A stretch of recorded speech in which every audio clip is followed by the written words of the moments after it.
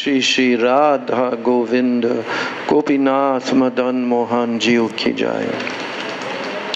Jai Nitya Leela Pravishta Om Vishnupad Paramahansa Ashtatarasata Shri Shila A.C. Bhakti Vedanta Swami Maharaj Srila Prabhupada Ki Jai.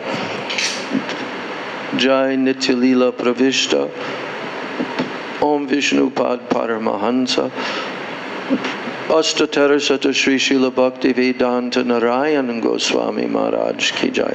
You start now? You started now? Yeah, good.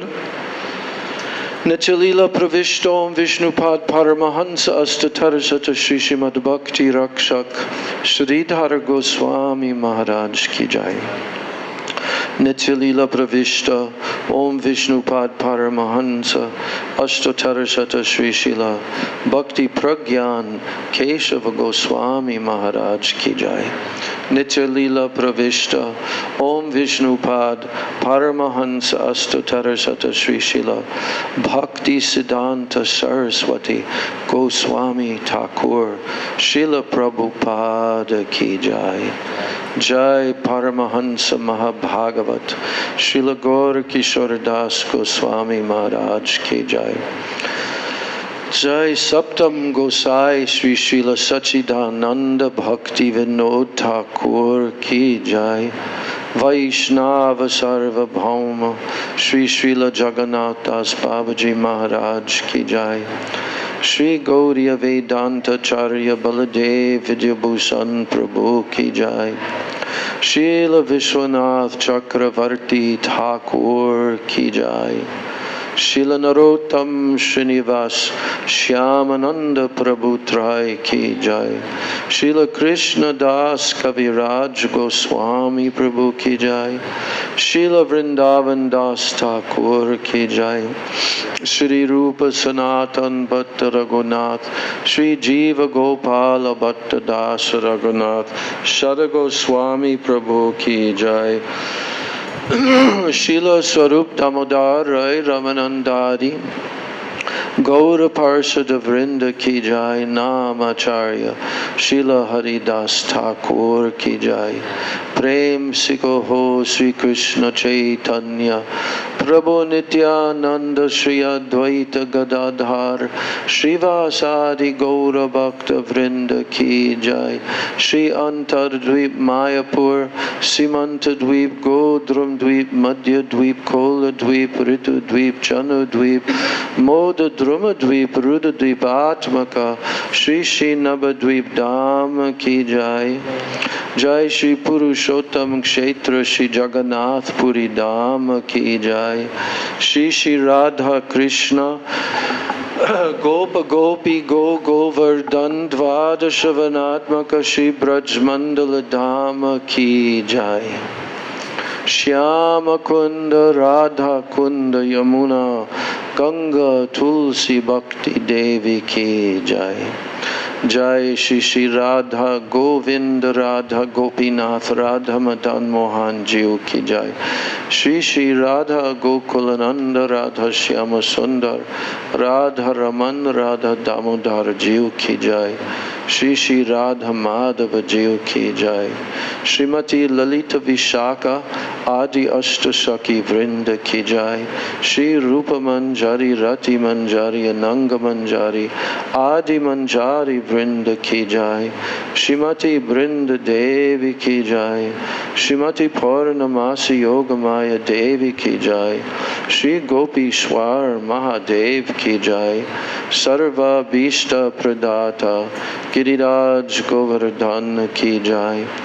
Grantaraj Srimad Bhagavatam Ki Jai. Shri Jagannath Baladev Subhadra Sudarshan Chakra Jiu Ki Jai. Bhakti Vigna Vinashana Shri Nishringa Dev Ki Jai. Bhakta Pravara Shri Prahlad Maharaj Ki Jai. Charo Dham Charo Sampradaya Charo Acharya Ki Jai. Akara Mat Raj Shri Chaitanya Mat Ki Jai. Or Ananya Shakamat Samuha Ki Jai. Shri Vishva Vaishnav Raj Sabha Ki Jai. Ananta Koti Vaishnav Vrinda Ki Jai. Tri Bhuvana Pavana Harinam Samkirtana Ki Jai. Tri Bhuvana Mangala Harinama Prabhu Ki Jai. Hare Krishna Maha Mantra Ki Jai. Sachinandan Gaura Hari Ki Jai. Shri Nityananda Mahajana Ki Jai. Shri Panchatattva Ki Jai. Samaveta Bhakta Vrinda Ki Jai. Samagata Gaura Bhakta Vrinda Ki Jai. Shri Shri Nitai Gaur Prem Anande. Hari Hari Bol. Nitai Gaur Prem Anande. Hari Hari Bol.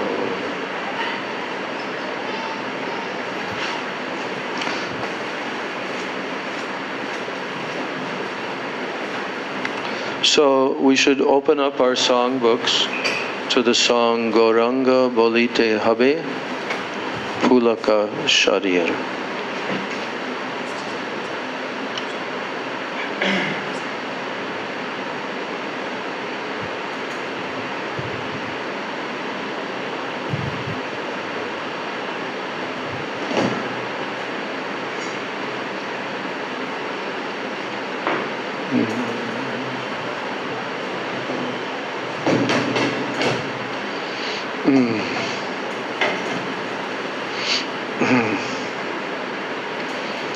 So now I want that you will read the translation in Russian language of this song.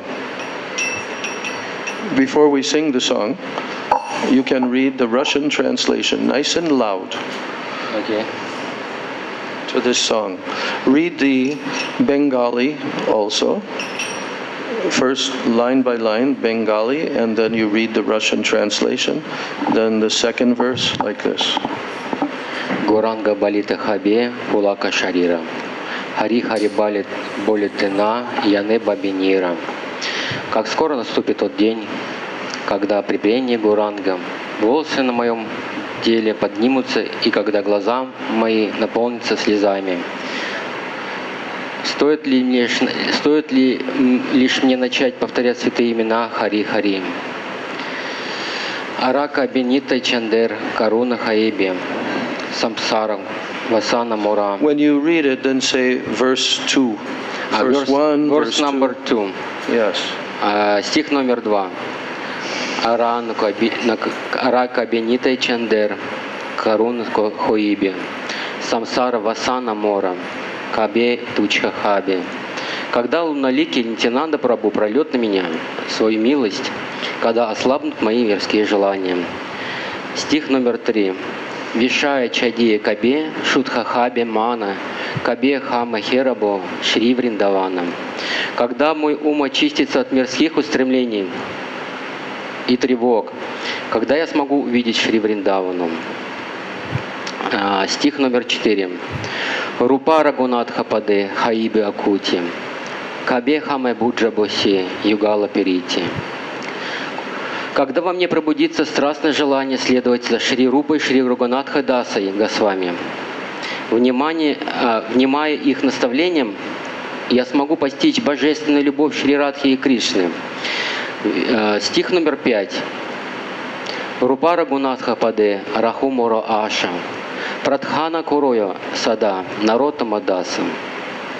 Моя единственная цель — приблизиться к лотосным стопам Шри Рупы и Шри Рагунатхи Дасы Госвами. Народ Мадас непрестанно молится об этом. Okay, now we will go to the song Radha Krishna Pranamur. Same? I should yes. Right now. Yes.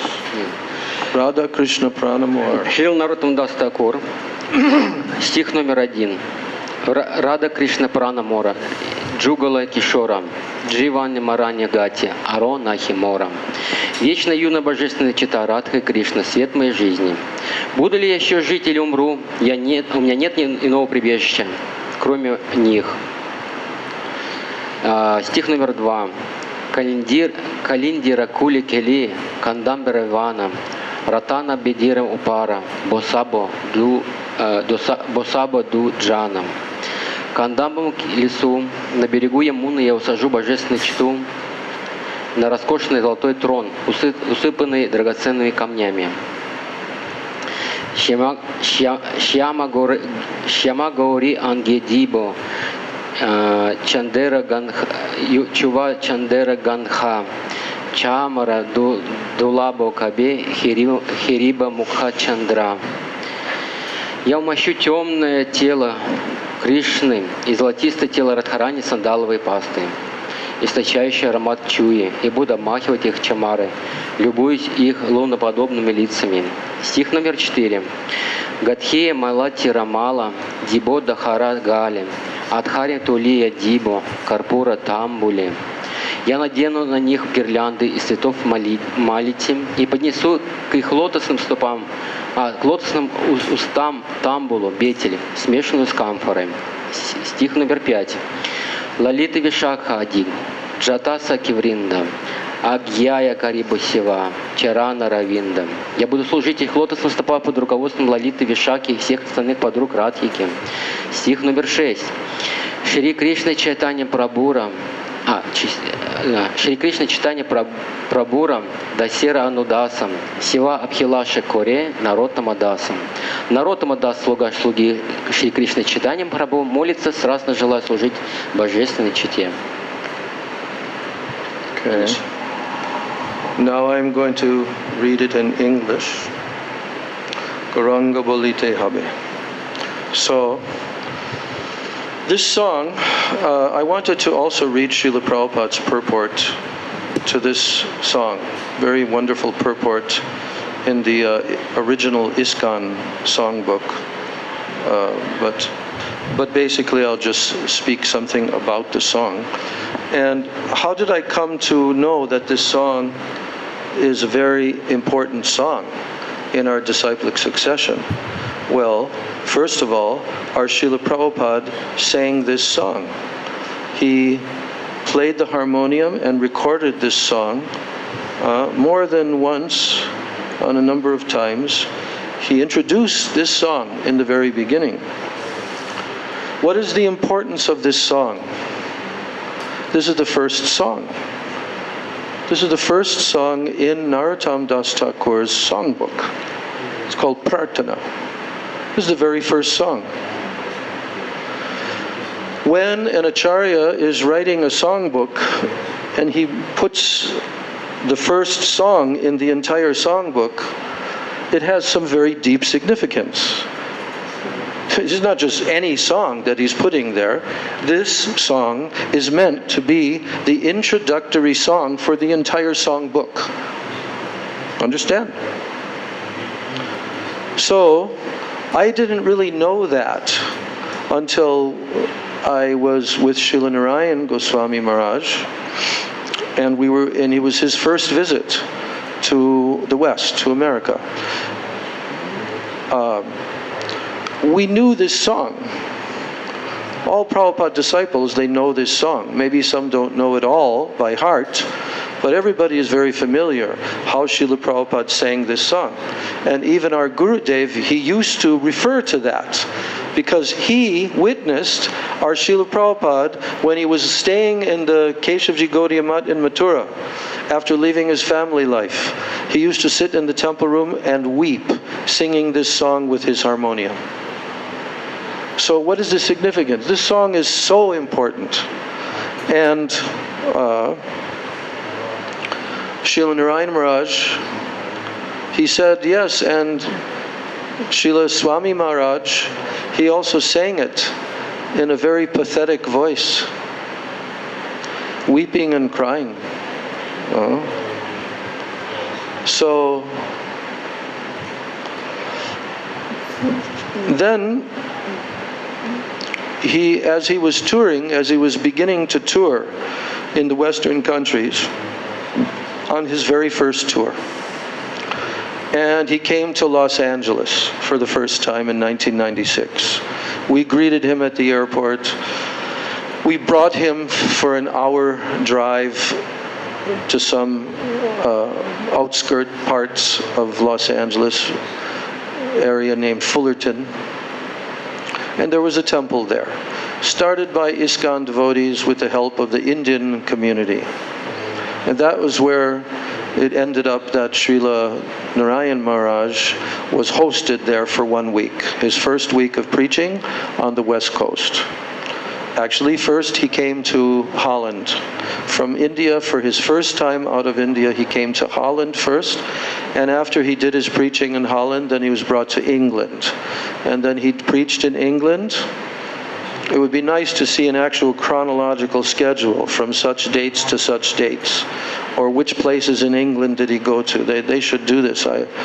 There should be a chronology compiled of Srila Gurudev's travels. So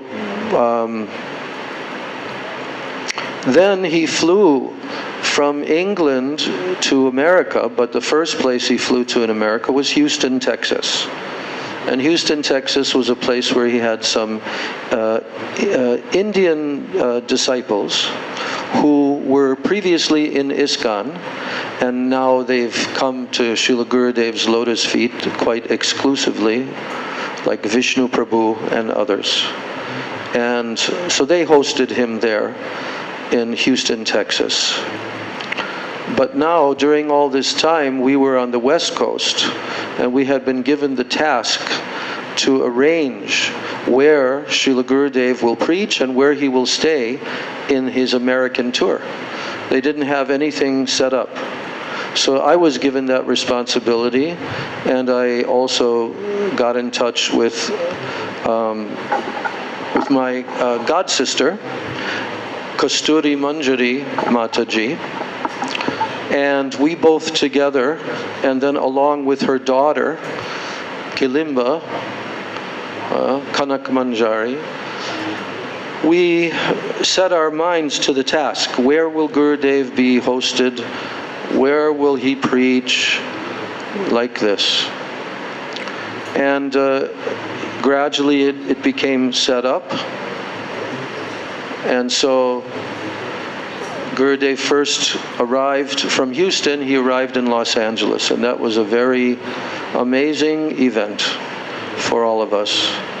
That for the first time in, decades since our Prabhupada left this world, now a person of same stature, he is, as a servant of Srila Prabhupada, he has now come to help all the Vaishnavas. So we first of all drove him there, and then Srila Gurudev began his preaching there in Fullerton.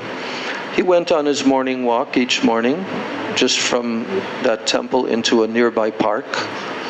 And then he came back, and there was a darshan in his room. And then, but there was also a morning program earlier with a Mangal Artik and so forth.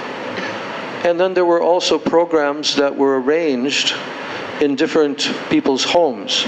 They were mainly Indian-bodied people, devotees, who were inviting him there. So now Srila Gurudev began to direct. Like during his program, he would say, "So you sing this song, Gauranga Balite Habe. Do you know this song?" So I was the first person that he asked, "Do you know this song?" I said, yes, I know, but not fully by heart. I have to use a songbook. Then he said, "You don't know this song? This is a very important song in our Sampradaya. You must learn this song." So then I sang, the devotees responded, and we did kirtan before his class. Next day, he gave another program, and again he turned to me, "You should sing Gauranga Balite Habe." And then I was looking here and there for the book, songbook. He said, "Still you don't know?" Chastised me. Then again I sang. The third day he did the same thing. And by that time I had already started trying to cram the book into the song into my brain so that I could remember it. And I succeeded in doing that, okay? I was familiar with the song, but not perfectly by heart. So from that time, he's asked me to sing that, not asked me, he ordered me to sing that song many times. But Gurudev also explained what is the significance of this song. This Narottam Das Thakur, what is in this song that makes it so important and so exalted in our Sampradaya? Do you have any idea what it is about this song? What makes it so important? Because this song is describing the process. The entire process is given in this song, and then throughout the whole song book, then it's expanded upon. So what is the first principle in the song? Gauranga bolite habe pulaka sharir. When I chant the name of Gauranga, when will that day come that there will be pulaka sharir? There will be standing of the hairs on my body due to ecstasy by chanting Gauranga, by chanting the name Gauranga. When will that be? Trembling, Prabhupada said. When there will be trembling due to ecstasy. You know trembling in the body? So when I chant the name of Gauranga, when will this happen to me? Then Hari Hari Bolite. Then when I chant Hari Hari, which also means Hare Krishna, Krishna Krishna, Hare Hare, Hare Ram, Rama Rama, Hare Hare. When you see Hari Hari, all throughout Chaitanya Charitamrita, it also means the Mahamantra. Hari Hari. When by chanting the name of Hari, when? Kabe. When? Hari Hari Balite Nayane Babe Nir. From my eyes, a flow of tears will flow out from my eyes due to ecstasy. When will that day come that when I chant, this will come? What are you looking at? Yeah, okay. So, Hari Hari Balite Nayane Babe Nir. Now what did Srila Narayan Maharaj tell about this? In every line, in every verse, the word kabe. In Bengali, kabe means when. Kagda, kagda in Russian, kabe, kabe. He said this is one of the most important words in the Vaishnava vocabulary.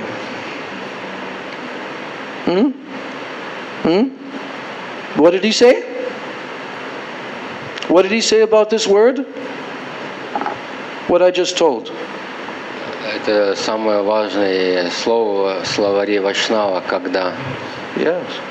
One of the most important words in the Vaishnava vocabulary is when. Why is that word important? That's what I want to ask all of you. When Narottam Das Thakur is saying the word kabe, ar kabe nitai chander, ar kabe, and when?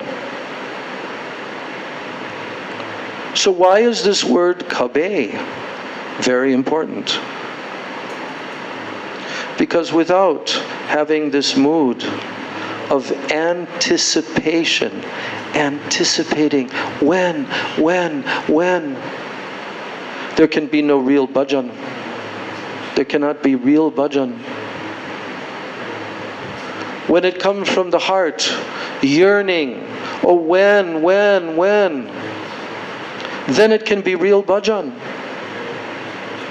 Then we can begin to perform real bhajan. So Narottam Das Thakur is expressing from his own heart in this verse that, oh Gauranga, when I chant your name, when will this trembling come in my body? Oh Krishna, when I chant your holy names, when will tears flow from my eyes? Then he says, Arkabe nitai chander karana haibe. Karuna Haibe means, when will His mercy come to me? Nitai Chand, Lord Nityananda, the moon like Nityananda. Nitai Chand, Arkaber Nitai Chand, Karuna Haibe. When will His mercy come to me? Arkabe Nitai Chander, Karuna Haibe. When that mercy comes to me, what will happen then? Samsara vasana mor kabe tucha habe. Vasana means desire. Samsara vasana, what does that mean? Samsara vasana mor. When my desires to stay in this cycle of birth and death and try to enjoy the material enjoyment of this world, some sort of vasana, which is very strong in all the conditioned souls' hearts, but by mercy of Nityananda, samsara vasana mor kabe tucha habe. Srila Prabhupada explained this word tucha. Tucha means very insignificant. Very insignificant. Like you have a piece of lint on your arm and you go like that. Very insignificant. If Nityananda Prabhu gives his mercy, then his mercy, the power of his mercy, will cause whatever strong tendencies toward material enjoyment in this world, they will become very weak and very insignificant. You see? That's why he's praying, oh Nitai, please be merciful to me. Because if you're full of material desires, you cannot do Krishna bhajan. You cannot enter into Shuddha Bhakti. Our process is not to try forcibly. That is not our process, to try to remove our material desires. Can we do that? Do we have the power to remove our material desires? Do we have the power? No. We don't have the power to remove our material desires. Our process is not a process simply of negation. I will get rid of this. I will not have this. No, no, no. No, our process is positive. To pray to the Lord for His causeless mercy, to chant His holy names, to engage our senses and mind in Krishna's service through the 9 limbs of bhakti. And that, through doing that, their mercy will come to us. By our attempt to do that, then their mercy will come to us. Just like the verse, Shrinvatam Svakata Krishna Punya Shravana Kirtana. That when Krishna, who is sitting in everyone's heart, when Krishna notices that there's this devotee, and this devotee, he's trying to hear about me. So then Krishna, in the heart, he says, oh, I will help him. And then Krishna begins to clean all of our anarthas from our heart. Krishna does that. Through Krishna Nam, through Krishna Katha, Krishna does that. We cannot do it. So he's praying for the mercy of Nityananda, hoping that one day His mercy will come, and when His mercy comes, then all these obstacles that are created by so many mundane, insignificant material lusts and so forth, they'll become very insignificant. So,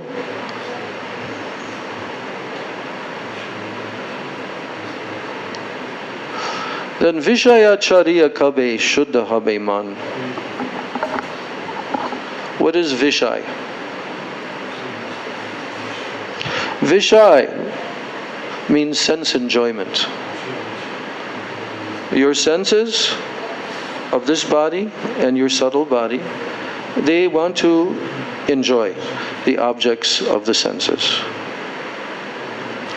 But if somebody is always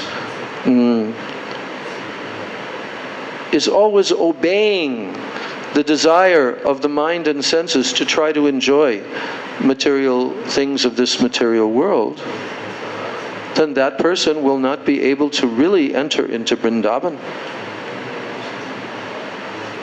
So first of all, he's praying to Nityananda Prabhu to make the samsara vasanas very insignificant.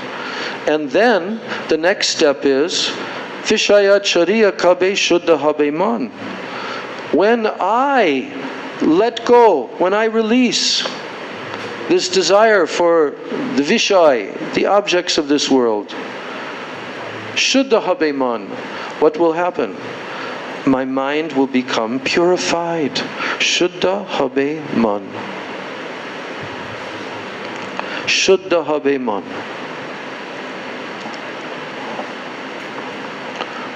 But like I said already, this is not a process of just trying to overcome these desires, of trying to enjoy the senses in this world. No. This is a process of trying to give pleasure to the senses of Krishna. Trying to serve Krishna's senses. Krishna has the supreme master. He is the supreme master of everyone's senses. And when we try to serve Krishna's senses, because his name is Rishikesh.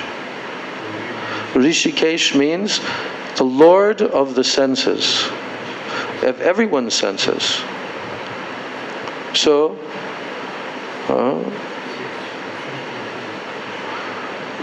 Vishaya Chariya Kabe Shuddha Habe Man. When I can give up this desire for sense gratification and I can serve Krishna, the master of the senses, then my heart will become completely purified. Rishikena Rishikesha Sevanam Bhaktir Uchate. What's the first part of that verse? Yeah, Sarvopadi Vinirmuktam. Sarvopadi Vinirmuktam Tatparatvena Nirmalam. Upadi means our designation. Oh, I am this body. Oh, I am Russian. Oh, I am a man. I am a woman. I am this, I. These are called upadis. These are artificial, temporary designations, they're called. So, sarva upadi vinirmuktam. When someone becomes completely free from all upadis, tatparatvena nirmalam. And then, by worshipping the Lord, Nirmal, then his heart becomes purified. And Rishikena Rishikesha Sevanam. He engages his senses, his Rishika, in serving who? Rishikesh, Krishna, the master of the senses. Rishikena Rishikesha Sevanam. And this is called bhakti. Bhaktir uchate. That means this is what you call bhakti. So Narottam Das Thakur is praying that when I give up this desire for material enjoyment in this world, and my mind then becomes purified. Vishaya chariya kabe shuddha habe man. When will this happen to me? That I will give up all my objects of this world, only using the objects of this world to serve Krishna. I don't renounce anything. I don't renounce anything. Actually, everything belongs to Krishna. Everything should be engaged in Krishna's service. Krishna is the owner and the controller of everything. So, bhakti means that I serve his senses. Rishikena Rishikesha Sevanam. So this is bhakti. This is devotional service. Into this equation, we also include Krishna's pure devotees, who are expansions of Krishna. Krishna's pure devotees are also to be served with equal devotion. So, what will happen when this Vishaya Chariya Kabe, when we can give up all of these Vishaya, objects of the senses in this world? Then what happens? Shuddha Habe Man. Our mind, the Mana, we're reading Manah-siksa. Mana means mind. And Raghunath Das Goswami is giving instructions to his mind. So Narottam Das Thakur is saying, when I give up these desires for the Vishaya of this world, then Shuddha Habe Man. What will happen? My mind will become Shuddha, purified. Then Kabe Hama He Rabo.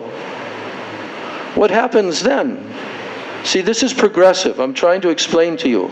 This is progressive. One step, next step, next step, next step.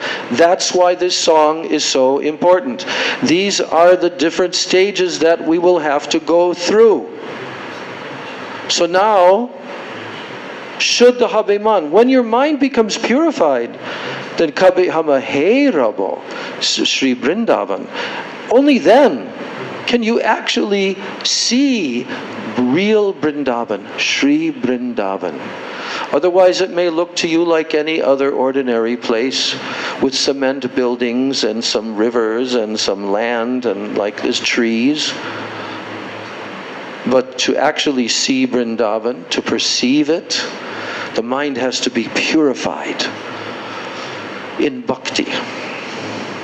So now the last two verses are speaking about what we are going to try to do by our studying the Manah-siksa. Rupa Raghunatha Pade Hoibe Akuti. Rupa Raghunatha Pade Hoibe Akuti. Narottam Das Thakur is praying, oh, when will I have intense eagerness to follow the footsteps of the 6 Goswamis, from Rupa Goswami up to Raghunath Das Goswami. And Prabhupada also told, when will I be eager to read the books that have been given by the 6 Goswamis? What will take place then, when that kind of eagerness arises in the heart? What will happen then? Kabihama bujhabo se jugala priti.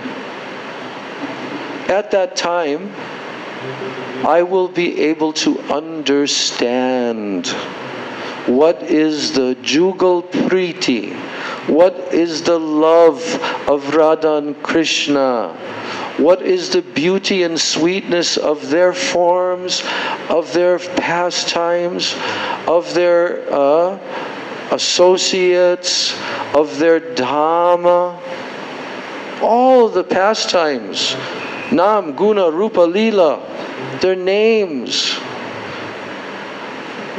When will I be able to bujhabo? That means to understand. Kabihama bujhabo se jugala priti, the love of jugal. The divine couple Radha and Krishna, Jugal Preeti. Yes. This is what we want in order to study Manah-siksa, in order to study all the different books by our acharyas. We have to have this eagerness. When will I become akuti? Akuti means eager, not just ordinary, but eager. I'm so eager. I'm so eager that I can follow in the footsteps of the 6 Goswamis. And then I can understand Jugal Preeti, the love of Radha Krishna. Otherwise I will not understand. And then finally, Narottam Das Thakur is completing the song, again saying Rupa Raghunatha Pade. Pade means their lotus feet. So following in their lotus feet, Rupa Raghunatha Pade, Rahu Mora Ash. When will my asha, my hope, my whole aspirations of my heart will be in the lotus feet of Rupa Raghunath? Rupa Raghunatha Pade Hoy Rahu Mora Ash. So with my hopes in the lotus feet of Rupa and Raghunath and the 6 Goswamis, then Prarthana Karoi Sada Narottamo Das. Prarthana Karoi Sada. With this prayer, Prarthana means prayer. Narottam Das Thakur is always praying this prayer. Prarthana Karoi Sada. Sada means always. So this is the process.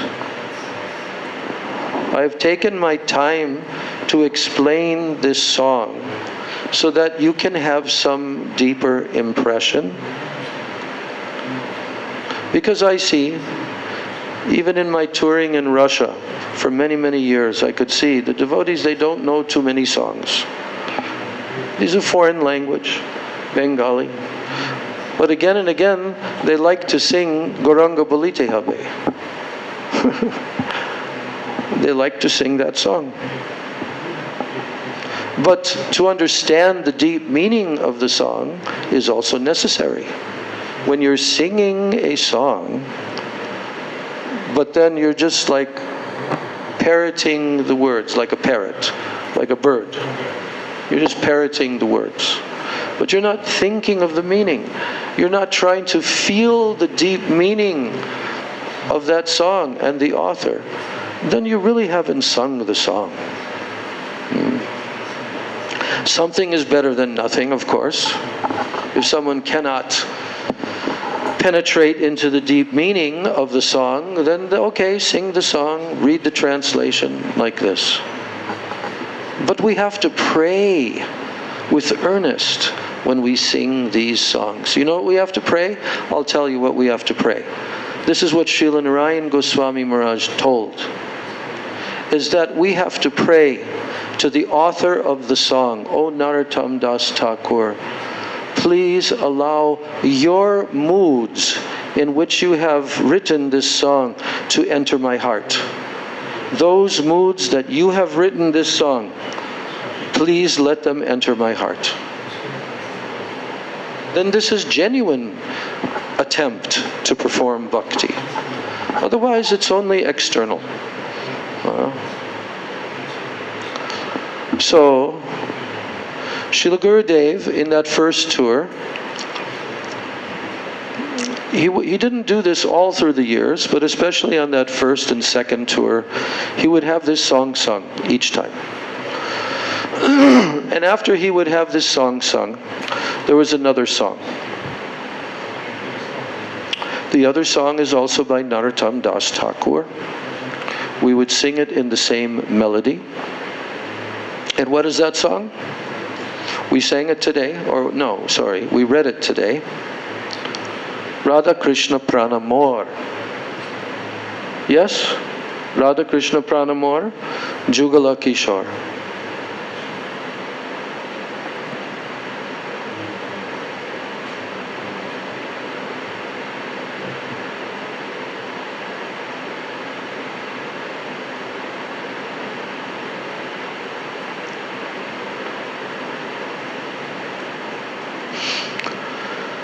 Now this song, what is it? What is this song that Narottam Das Thakur is presenting? This is also from his book, Prarthana. But here, now Narottam Das Thakur is actually performing his internal worship. His internal worship. And he is praying and aspiring that the divine couple Radha and Krishna, they will become my life and my soul. He's telling that actually they are my very life. Pranamor. Pran means life. Radha Krishna Pranamor. He's speaking to Radha and Krishna. He's not speaking about them in this song. He's speaking to Radha and Krishna. O Radha Krishna Pranamor, Jugala Kishore, Jivane Marane Gati, Ar Nahi Mor. Can we say that genuinely? O Radha and Krishna, you are my very life and soul. I don't know anything than you. In whether I am in living or in life or in death. Jivane and Marane. That means while I'm living or when I die, I don't know anything except for you. Aranahimor. I do not have any other desire. Radha Krishna Pranamor Jugala Kishore.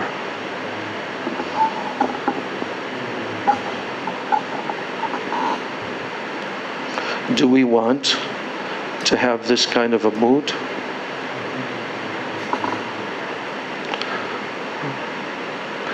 Do we strongly feel this mood? No. We cannot fully and strongly feel this mood. We have to admit that we are very greatly lacking in this regard. But we may have some attraction. We may have some attraction. That, O Radha and Krishna, you are my very life. I want. Kabe, when will that be? That you are my very life and soul, Radha and Krishna, Pranamor, Jugala Kishore. Whether in my living condition or my death condition, Jivane Marane Gati Arnahi Mor, I don't have any other than you. I don't have any other than you, O Radha and Krishna. I have no other shelter. Jivane Marane Gati. Gati means also shelter. You are my Gati. Aranahi Mor. I don't have any other than you. Very exclusive. Now Narottam Das Thakur, he begins to tell about his aspiration. And this aspiration is not in his physical body of Narottam Das Thakur, his male form. This aspiration is in his eternal Nitya Swarupa of being what?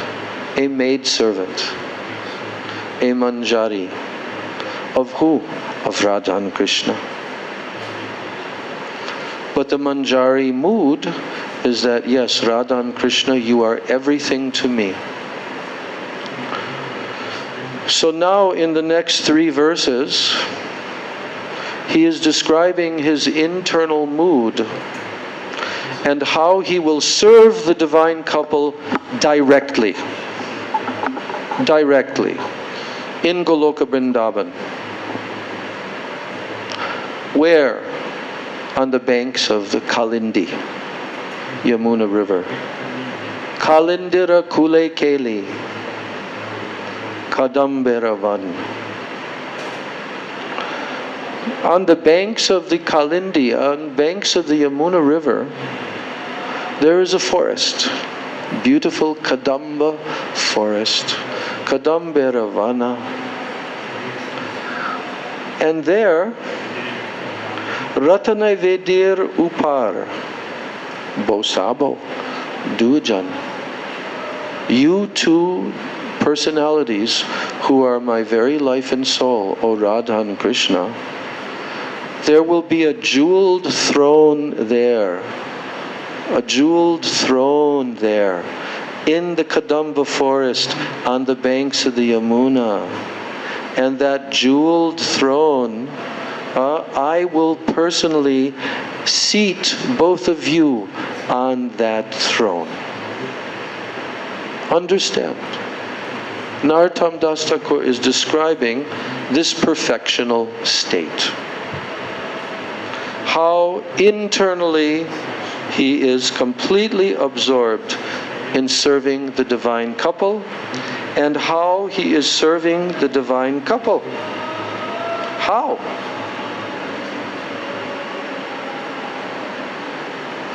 So Kalindira Kule Keli, your amorous pastimes. Keli. Keli means their play, their pastimes. Radha and Krishna's sweet, sweet pastimes. In this Kadamba forest on the bank of the Yamuna, I will seat you upon a jeweled throne. Ratane Bedir. Ratana means jeweled. Upar Bosabo. I will seat you upon this jeweled throne. Both of you divine, you two, this divine couple, Jugal Kishore, Radha and Krishna. Now he tells Shyama Gauri, Ange Dibochua, Chandanera Ganda, Chamara Dulabo Kabe, Heribo Mukha Chandra. So he is now worshipping these two personalities whose complexions are dark and light. They are Shyam, Krishna's color, and Gauri, golden color of Srimati Radhika. Like a dark rain cloud with a lightning bolt through the rain cloud. So, as you are seated on the throne, then I will take chandan paste, that means sandalwood paste, and it is scented with a very sweet scent called chuya. So that chua chandanera ganda means very fragrant, and I will anoint your golden and your dark limbs. I will anoint and decorate you with chandan. How the gopis, how the manjaris are decorating the faces of Radha and Krishna with little dots and all of this. You see?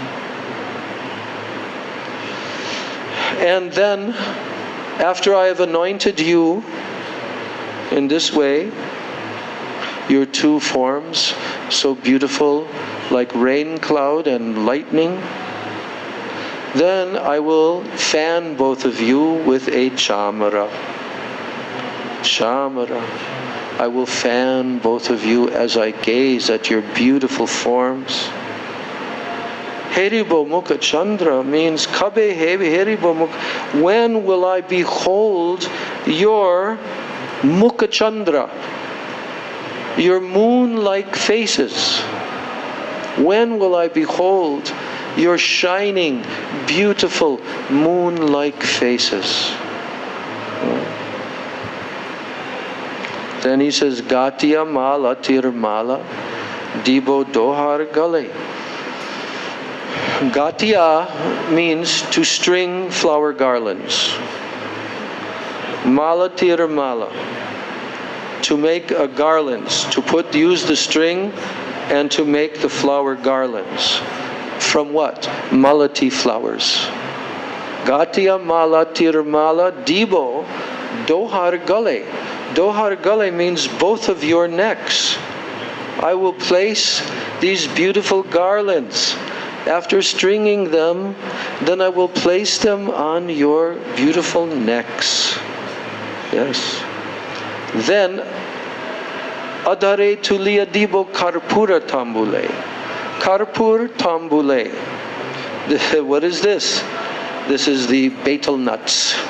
And they're flavored with karpur. Karpur means camphor. So I will prepare these and I will directly feed them into your lotus mouths. You see? When will I place in your lotus mouths, O Radha and Krishna? Can you imagine how intimate is the service of the manjaris? We want this. This should become the strongest desire in our hearts. Then, he is now referring to Lalita Devi, Vishaka Devi, and the Ashtasakis, and all the other Sakis. Many types of Sakis. Many different types of Sakis. You know the word Saki? What is the meaning of the word Saki? Friend. It means friend, Saki. All the relationships in Goloka Vrindavan are in this mood, Saki Bhav. Srila Gurudev once told, a devotee asked, will we recognize our Guru, who was our Guru in this life, from this world? When we finally attain the eternal realm, Goloka Vrindavan, will we recognize our Guru there? Oh, you were my Guru. You were my Guru in previous life. Will we recognize that? That was the question of the devotee. And Gurudev told, no. There is no Guru-disciple relationship there. Only Saki Bhav. Very intimate. Very intimate relationship in Saki Bhav. But what is there is called what? The mood of being subordinate in terms of the service of the divine couple. There's a hierarchy of service. Dasa, dasa, dasa, anudasa. Servant of the servant of the servant. That is there. So, anugatya. Anugatya means to be under the guidance of. So everyone in Krishna's, Radha and Krishna's pastimes, they are all under the guidance of superior personalities. But there is not this mood of guru-disciple there. Although that may be there for pastimes sometimes. But the mood is so intimate, so full of loving feelings. So now Narottam Das Thakur is saying that Lalita Vishaka Adi Jata Shaki Vrinda. He says, now on the order, Agyaya Koribo Seva, on their Agyay. Agyay means order. To give an order. You do this. Right? But the order is not given like in this world. It's given with such love. So now he's saying, on the order of Lalita, Vishaka, and the other Sakis, then I will serve their lotus feet. Charanara Agyaya Koribo Seva Charanara Vinda. This service is not going on by their independent arrangements. No. It is all by the order of Lalita, Vishaka, Chitra, Induleka, Rangadevi, Sudevi, Champaklata, Tungavidya, the Ashtashakis, then the Ashtamanjaris, and so forth. All is going on by their order. So, Agyaya Koribo Seva Charanaravinda, by their order, by their permission, then I will serve the lotus feet, yes, of Radha and Krishna. Agyaye Koribo Seva Charanaravinda. You know, our meditation on Sri Guru as composed in the Guru Vastakam prayers of Vishwanath Chakravarti Thakur in the 6th verse, Nikunja Yuno Rati Keli Siddhyai Yayali Bi Juktir Apekshaniya Tatra Didakshad Atti Ballabhasya Vande Guru Sri Charanaravinda. This meditation is a direct meditation on Sri Guru, how he is situated in the association of the gopis in the pastimes of Radha and Krishna. Nikunja Yuno Rati Keli Siddhyai. How to bring these beautiful Rati Keli, that means their loving pastimes, Nikunja, in the beautiful forest grove of Nikunja, in Braj, in Vrindavan, Nikunja Yuno, the divine couple. Yuno means the divine couple. And their Rati Keli, their sweet, playful pastimes. Siddhyai. Siddhyai means to serve them and make these pastimes perfected. Rati Keli Siddhyai. This is their eternal endeavor and desires, is to perfect Radha and Krishna's pastimes with all the paraphernalia. Rati Keli Siddhyai. Yayali Bir Juktir Apekshaniya. Where is Sri Guru in this scene? Sri Guru is under the guidance of the Alibi. Alibi means the gopis. So Sri Guru is situated there, Juktir Apekshaniya, and is being engaged in these arrangements for making Radha and Krishna's pastimes complete and completely perfecting and fulfilling their desires. Tatra didakshat. Tatra atidakshat means that Sri Guru in his eternal spiritual form, who is serving Radha and Krishna in the groves of Vrindavan under the guidance of the gopis, Sri Guru is very expert. Very expert in performing all these beautiful decorations and pastimes.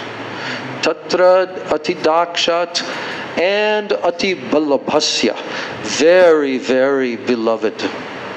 Sri Guru in his eternal form as a manjari, she is very beloved to all the gopis. Very beloved. Very beloved. So, Narottam Das Thakur has written this song, and he's describing some of the details of how he will serve Radha and Krishna. And the last verse in the song, he completes this prayer. Shri Krishna Chaitanya Prabhur Daser Anudasa Seva Abhilas Kore Narottama Dasa.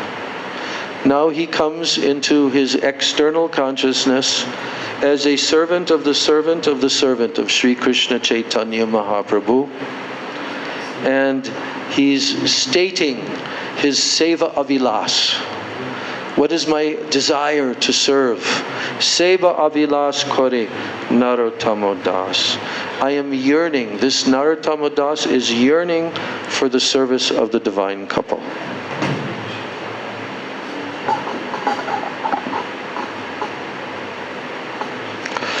We heard the other day that Srila Gaura Das Babaji Maharaj was asked a question once. Our Gurudev also told this pastime. Srila Gaura Das Babaji Maharaj, here in Navadvip Dham, was asked, how can we attain this great treasure of Gaura Prem? How will it be possible for us to attain this great treasure of Gaura Prem? And then Srila Babaji Maharaj, Gaura Das Babaji, he replied, you simply have to go to the marketplace and you purchase the two books that are written by Narottam Das Thakur, Prarthana and Prem Bhakti Chandrika. You purchase them and then you completely follow them. You read, you study deeply, you pray, you perform bhajan, you contemplate, you memorize, you remember what Narottam Das Thakur has given. And by doing so, you will attain Gaura Prem. You will attain Gaura Prem. So he didn't make it complicated. He just said, everything is there in these two songbooks of Narottam Das Thakur. So should we study those songbooks? What do you think? Should we study them? Yes, we should. We should study them. Should we follow them? Yes. According to our adhikar, according to the degree of our qualification, then we can begin to try to study them, and then we can begin to try to live them, to apply them in our spiritual practices. This is the reason why Srila Narayan Goswami Maharaj, this is the reason why he told, sing this song Gauranga Bolite Habe, because this is the first song. And this now will bring you into the realm of bhajan that is described in these books. Only when there is eagerness and when there is yearning and longing, oh when, kabe, kabe, kabe, then we can develop some little bit of attraction for this.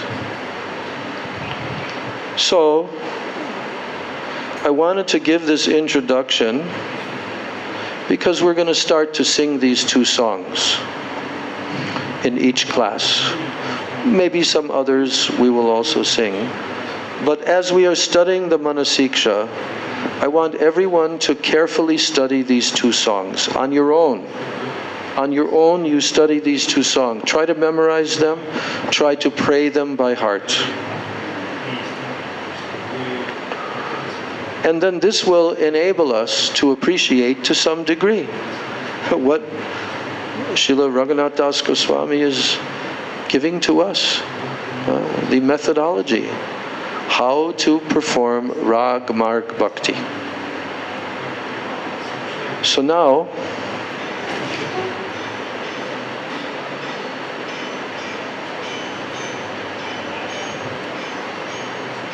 yes.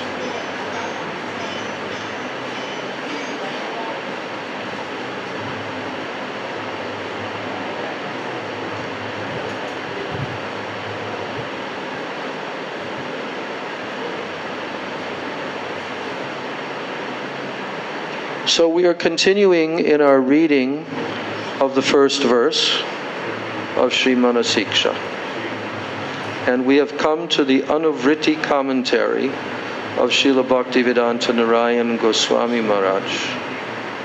His Anuvriti commentary. We started to read that commentary in our last class. So, Om Jnana Timirandasya Jnananjana Shalakaya Chakshurun Militam Yena Tasmai Shri Gurave Namah Mukam Karoti Vachalam Pangam Langayate Girim Yat Kripa Tamaham Bande Shri Gurun Dinataranam Vancha Kalpatarubhyascha Kripa Sindhubhya Evacha Patitanam Pavanebhyo Vaishnavebhyo Namo Namah Namo Mahabhadanyaya Krishna Prema Pradayate Krishnaya Krishna Chaitanya Namane Gaura Trise Nama He Krishna Karuna Sindho Dina Bandho Jagatpate Gopesha Gopika Kanta Radha Kanta Namostute Tapta Kanchana Gaurangi Radhe Brindavaneshwari Vrishabhanu Sute Devi Pranamami Hari Priye Vrindai Tulsidebai Priyaye Keshavasya Cha Krishna Bhakti Prade Devi Satyavachai Namo Namaha Shri Krishna Chaitanya Prabhu Nityananda Shri Advaita Gadadhar Srivasadi Gaur Bhakta Vrinda Hare Krishna Krishna Krishna Hare Hare Hare Rama Rama Rama Hare Hare Hare Krishna Krishna Krishna Hare Hare Hare Rama Rama Rama Hare. I offer my unlimited Dandavat Pranams, my Shraddha Pushpanjali at the lotus feet of my most beloved worshipable Gurudev, Nityalila Pravishta Om Vishnupad Paramahansa, Ashtottara Sri Srila A.C. Bhaktivedanta Swami Maharaj, Srila Prabhupada. And then I'm offering my same unlimited Dandavat Pranams and my Shraddha Pushpanjali at the lotus feet of my most beloved worshipable Siksha Gurudevs Nityalila Pravishta Om Vishnupad Paramahansa Statarasata Sri Srila Bhakti Rakshak Sridhar Goswami Maharaj and Nityalila Pravishta Om Vishnupad Paramahansa Ashtotarasata Sri Srila Bhakti Vedanta Narayan Goswami Maharaj. I offer my Dandavat Pranams to all my Sri Sri Rupa Nuga Guru Varga, especially Srila Raghunath Das Goswami Pad, and to Srila Sachidananda Bhakti Vinod Thakur. And my Dandavat Pranams to all the Vaishnavas and to all the Vaishnavis.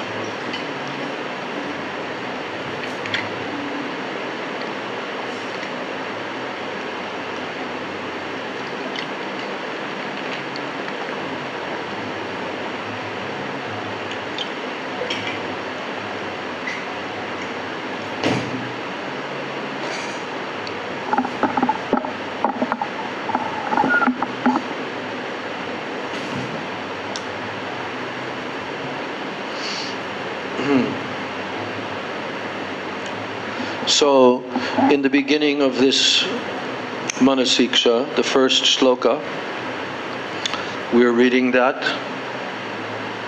Guru Goshte Goshtala Yishu Sujane Bhushuragane Swamantre Shri Namni Vraja Nava Yuva Dvandva Sharane Sada Dambam Hitva Kuru Ratimapurvam Atitaram Aye Swantar Bratash Chatubhirabiache Drita Pada.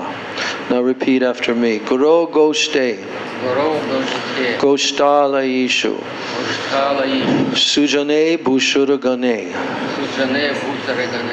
Swamantre Shri Namni Swamantre Shri Namni Vrajanava Yuva Dvandva Sharane Sadadambam Hitva Sadadambam Hitva Kururatim Куратим, Apurvam Atitaram Апурвам Атидарам, Aye Swantar Bratash Аесвантар Браташ, Chatubir Abhiyache Чатубхир Атияч, Chatubir Abhiyache Тубхир Атияч, Drita Pada Тритапада.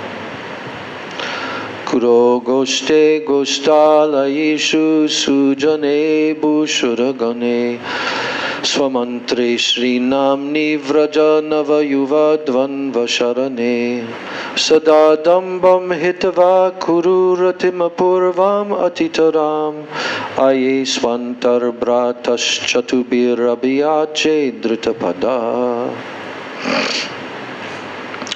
O my dear brother, my foolish mind, taking hold of your feet, I humbly pray to you with sweet words.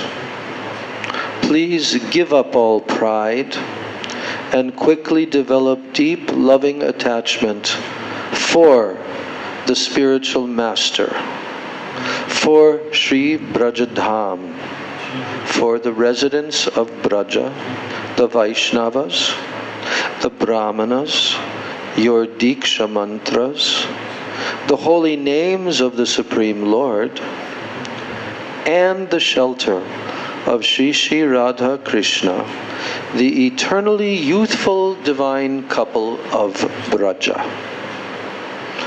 So we have already read Srila Bhaktivinoda Thakur's explanation of each one of these 11 items that are mentioned in the verse, and we've already started to read Srila Gurudev's expansion upon that explanation, Srila Narayan Maharaj explaining in more detail the principle of each of these.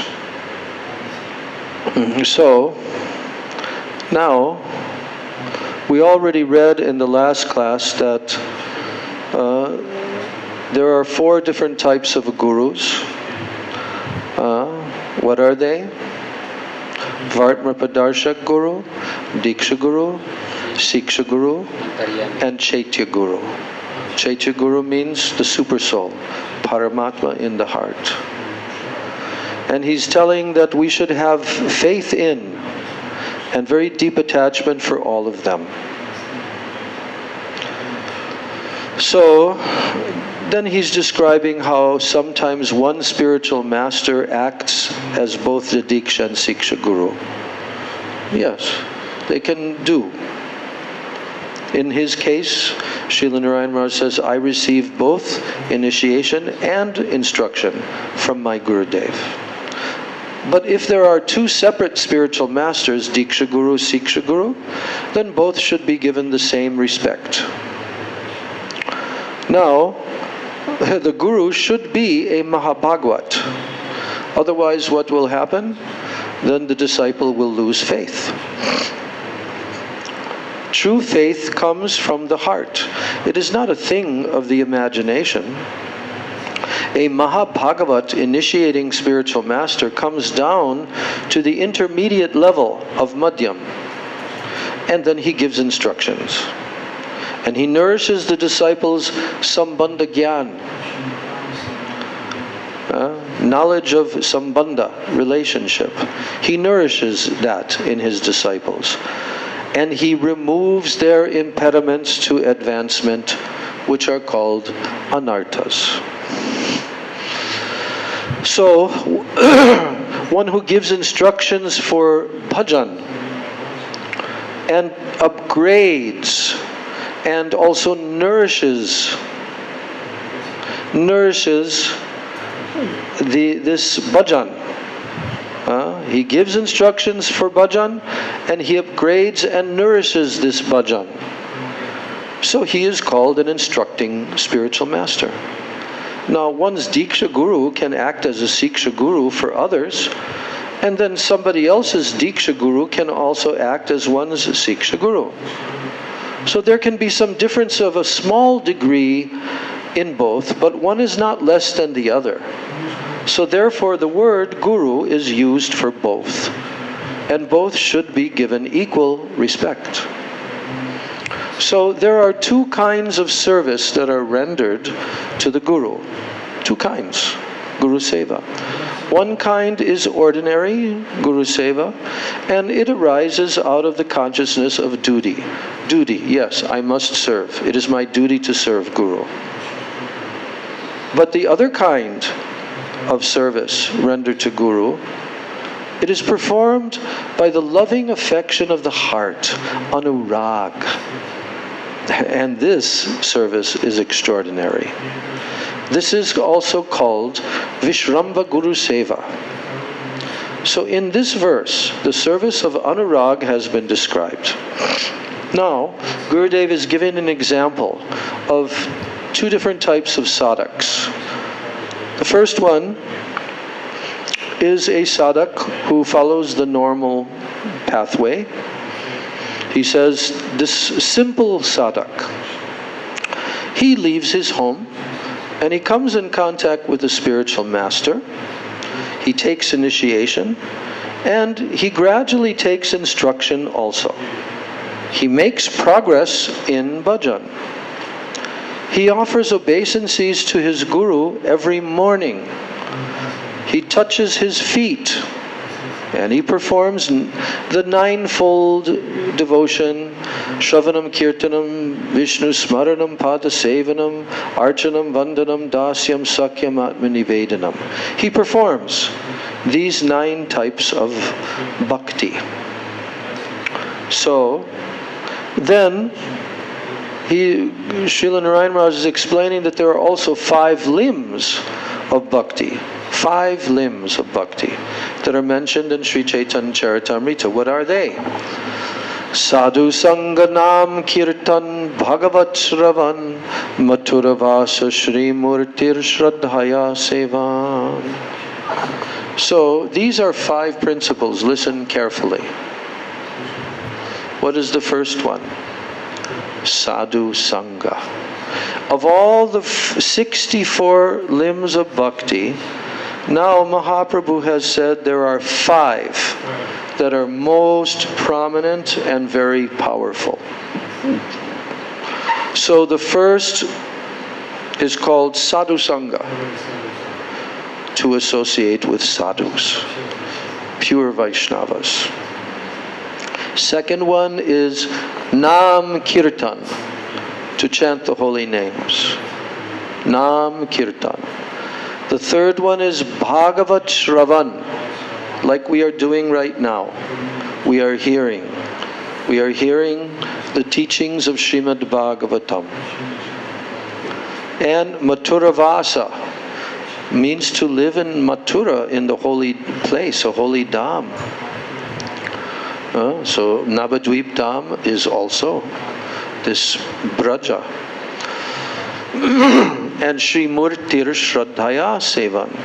Shri Murtir means the deity form of Krishna in the temple, the Archa Vigraha. And that deity form is called the Shri Murti.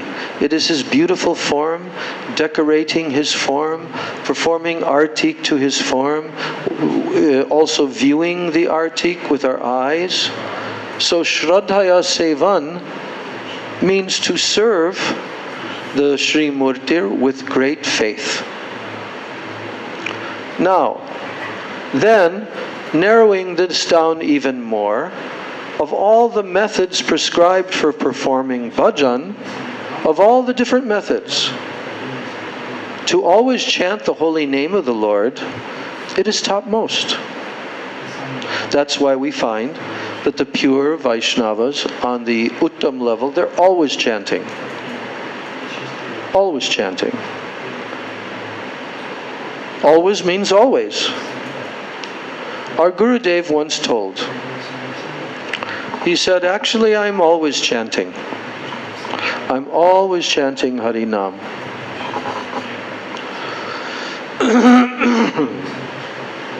Well, how can he be always chanting Harinam if he's also speaking? But that speaking is an expansion of Harinam. He says, I'm always chanting, and only sometimes When I'm in very deep sleep for a few minutes, then I may not be chanting, but otherwise, even in my sleep, I'm always chanting. So, of all the different methods that are prescribed for performing bhajan, to always chant the holy name of the Lord is topmost. So, in the Antya Lila, chapter 4 of Chaitanya Charitamrita, also it is stated by Mahaprabhu, Bhajanera Madhye Shreshta Navavidha Bhakti. What is the best? What is the best and the topmost activities in the pathway of bhajan, to worship the Supreme Lord, to do bhajan? So first it is said, Bhajanera Madhye Shreshta Navavidha Bhakti are the 9 limbs of bhakti. So then Tara Madhye, then amongst the 9 limbs of bhakti, Shreshta Nam Samkirtan, the best amongst these 9 limbs of bhakti is Nam Samkirtan, chanting of the holy names. So now Gurudev is continuing on with his description of these 2 types of disciples. So Gurudev says, so one type of disciple places emphasis on executing the activities of sadhana and also hearing, chanting, and remembering. But Gurudev says this is ordinary service to the spiritual master. This is ordinary service. But the second service, which is performed with spontaneous feelings of love, is when the disciple serves the spiritual master first and then chants the holy name and performs other types of sadhana if he finds time after serving his guru. He gives preference to serving the spiritual master rather than to sadhana. So this is special and extraordinary service. Now Gurudev is quoting the famous verse that Yasya deve para bhaktir yata deve tata guru. This means that one should have equal devotion for one's guru as he does for Krishna himself. Para bhaktir means topmost devotion, bhakti. For who? For the Supreme Lord Krishna, Deve. And then in the same way, yata deve tata guru. Just as he has this love for Krishna, he also has that for Guru. Now, one should have equal devotion for one's Guru as he does for Krishna himself. This is an eternal truth. So in the early stages of sadhana, one should have more devotion for the Guru than he has for Bhagavan. Should have more devotion for Guru than for Bhagavan, because hearing, chanting, and so on, they have sambandha. That means a relationship with the worshipful object. But in the beginning, we really don't have much of a relationship with Krishna, or we don't really render service directly unto him. On the other hand, service to the spiritual master, it bestows all kinds of perfection. Okay? Guru Seva bestows all kinds of perfection. Now, one noteworthy example of service to the Guru, it is found among the disciples of Sri Shankaracharya. Gurudev actually told this quite a few times. He told about this particular disciple of Shankaracharya. And this particular disciple was named Giri. But later on, he became known as Totakacharya. But this disciple was actually illiterate. He could not read. And he used to wash his spiritual master's clothes, cook for him, and perform other menial services. So even while Shankaracharya was giving a lecture, then Giri would be engaged in the service of his guru. But he tried to hear also. Now the other disciples, they looked upon him. They considered him to be a fool. So one day he went across the river to wash clothes, and he got delayed there. And meanwhile, Shankaracharya, his spiritual master, he was scheduled to speak, but he did not start the lecture. Then the other disciples, who numbered 6,000, there's 6,000 disciples there, they asked their Gurudev to start the class. Please start the class. And they said to him, "O Gurudev, except for that one ignorant disciple, all the others are present here. And he does not understand anything anyway, so please start the class." But Shankaracharya kept waiting for Giri. And then after finishing his service, Giri came running, and he sat for class, and he began reciting Sanskrit verses that were full of beautiful poetry and metaphors. And the others were astonished at his knowledge. Sri Shankaracharya explained to the disciples, he said, this was the result of Vishramba Seva. Service that is rendered unto the spiritual master with intimacy and great love. See? So Vishramba Guru Seva.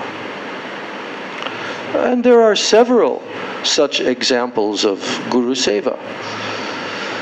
For example, Govinda Das, he used to serve Sriman Mahaprabhu.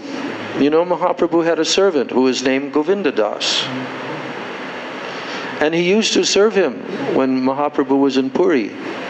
And every day, Govinda was serving Mahaprabhu as a menial servant.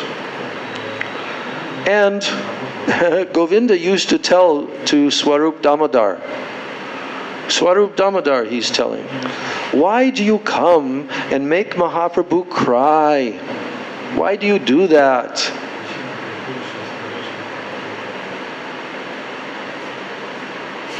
So, Gurudev is bringing up this point that Govinda, he fully understood all the moods of Mahaprabhu.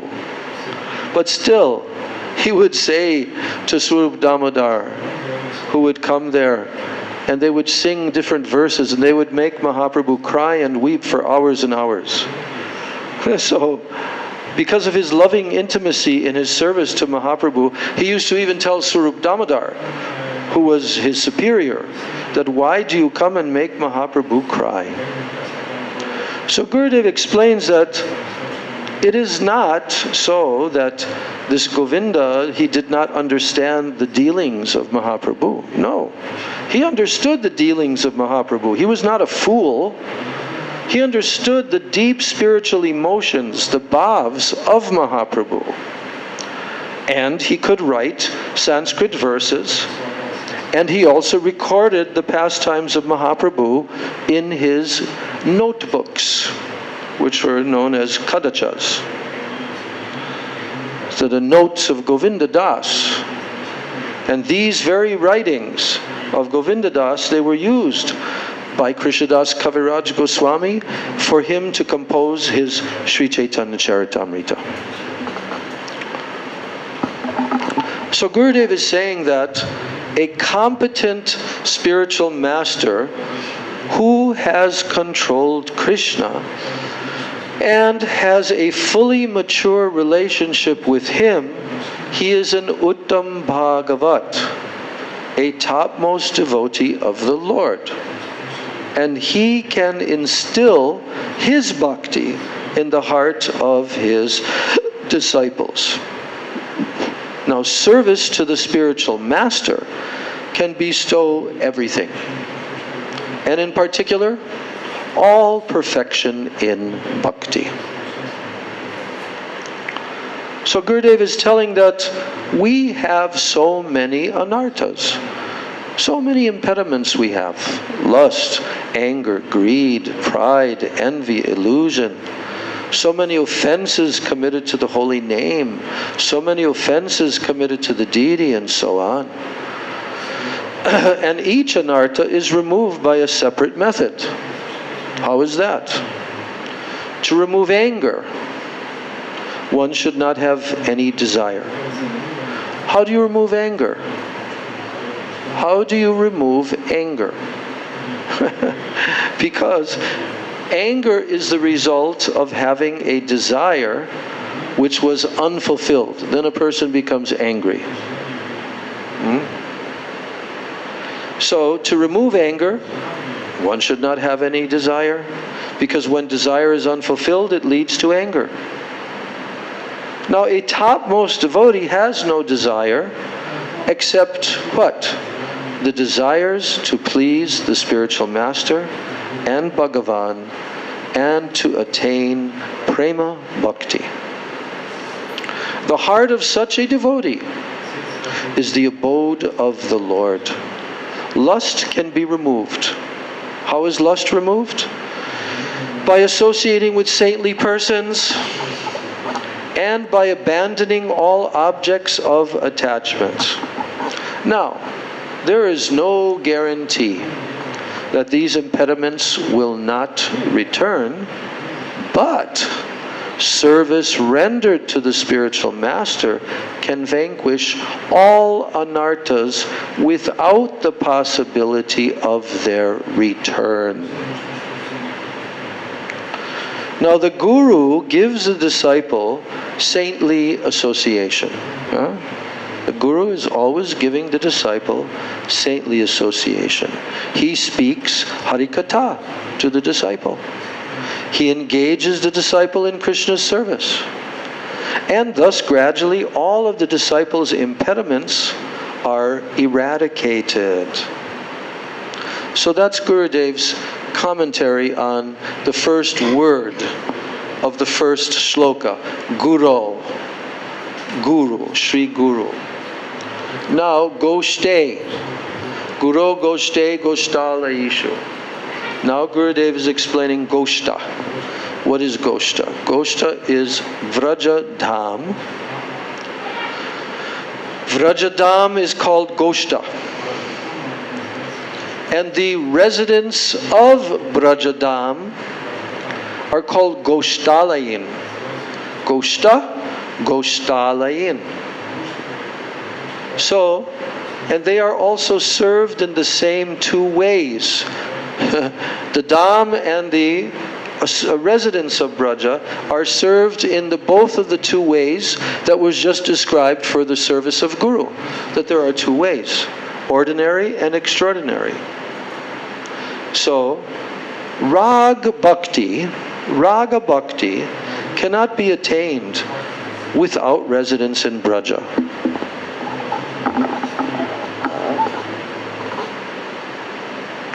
Can one attain Raga Bhakti without residing in Braja? Is it possible? No. It cannot be attained. It's directly telling, Gurudev is telling. Without residence in Braja, Raga Bhakti cannot be attained. So now he's going to specify what does that residence mean. The Brajvas, to live in Braj. He said, if one cannot reside there physically, then one should do so mentally. Now I want to make a point about this, because Srila Gurudev, Srila Narayan Goswami Maharaj, even though this is always told, that if you cannot reside in Braja physically, then you must reside at least mentally, internally.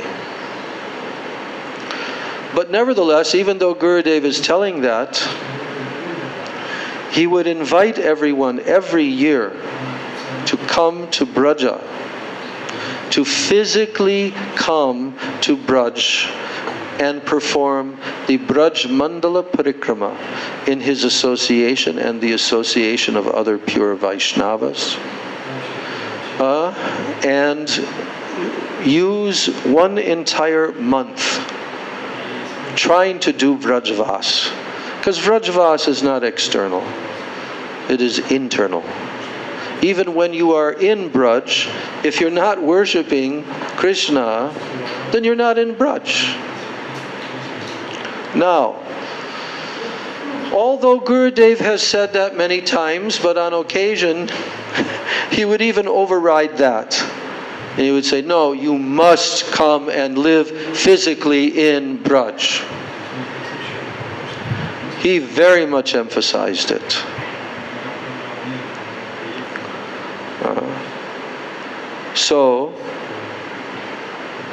But if you cannot come physically, which many people are not able to do, then you should do so mentally, internally.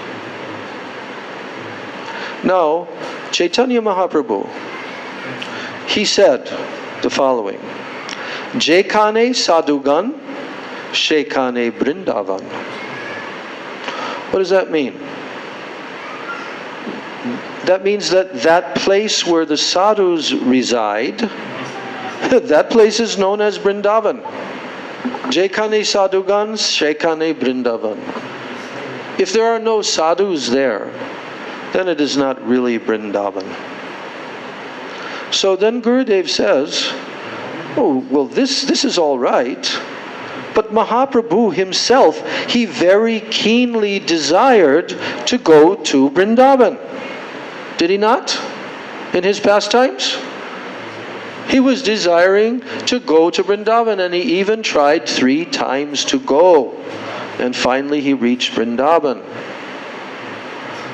Now, wherever he did stay, he always remained absorbed in the meditation of Vrindavan.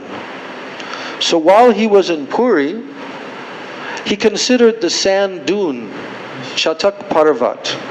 He considered that to be Govardhan Hill. And he considered the ocean as the Yamuna. So when Mahaprabhu visited Vrindavan, he became overwhelmed in ecstatic love of Krishna. And then seeing Radha Kunda, seeing Govardhan, the Yamuna, and other places of his pastimes, his condition became uncontrollable in the madness of ecstasy in love of Krishna.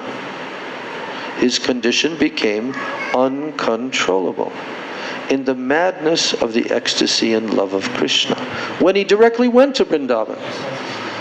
So overwhelmed was he when he came and he saw Radhakund in Vrindavan, Govardhan, Yamuna, all the other places of pastimes. His condition became uncontrollable in the madness of ecstasy in love of Krishna, Krishna Prem.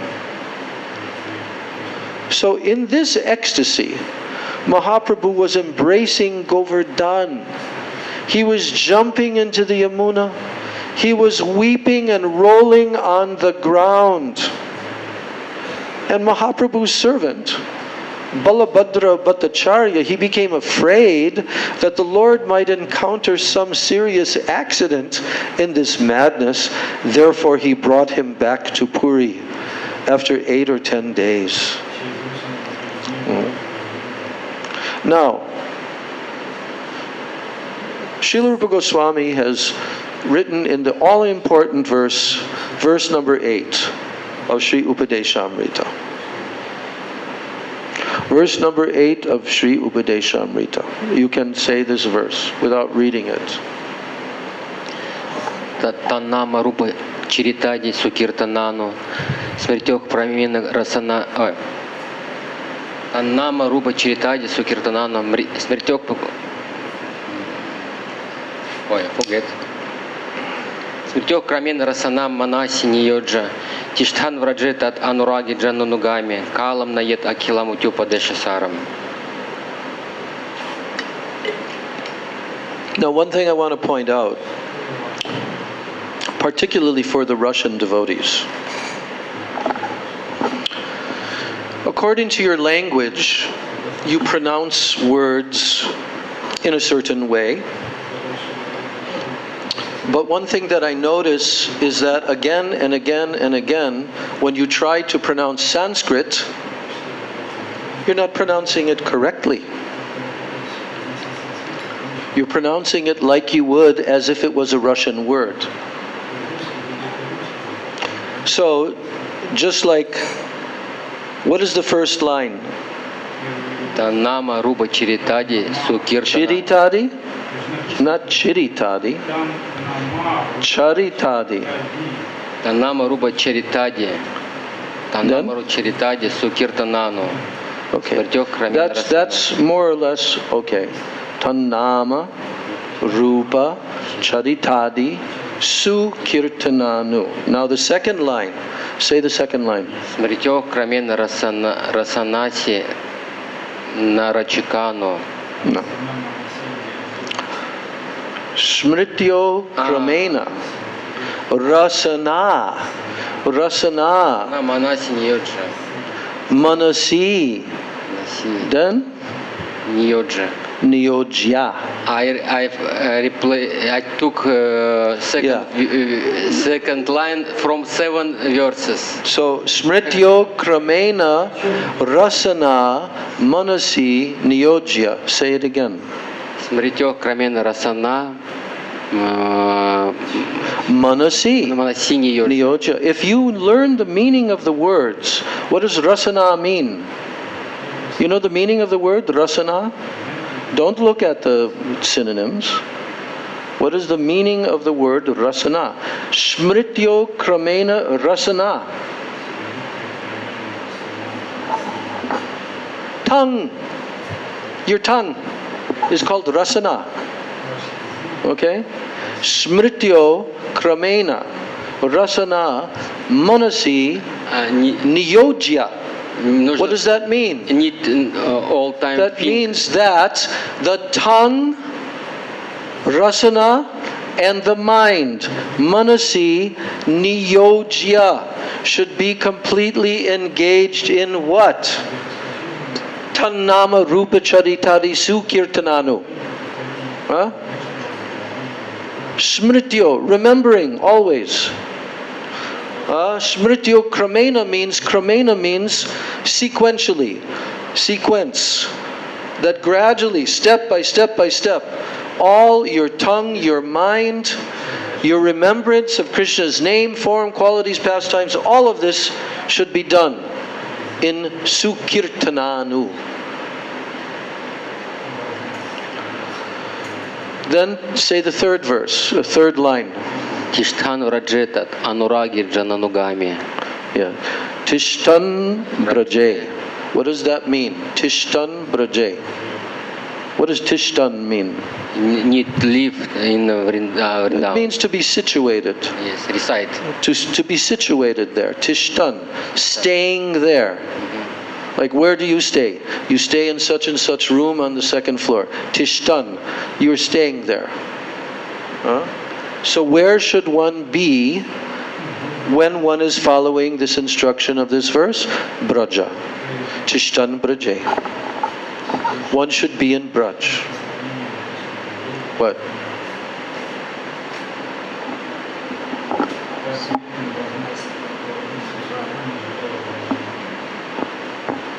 Haribo. Okay. Tishtan braje. So, tad anuragi jananugami. So here the word jananugami. Jana anugami. To follow in the footsteps. Anuga. Anugami. Tishtan braje tad anuragi jananugami. So, being situated in Braj, and there in Braj, being under the guidance of the Anuragi Jan and the Anugami Jan. Anugami Jan are who? These are the eternal associates of Mahaprabhu, like the 6 Goswamis who lived in Braj. But externally, they're showing the activities of the sadhak. And what are the Anuragi Jan? There's the Anugami Jan and there's the Anuragi Jan. What are the Anuragi Jan?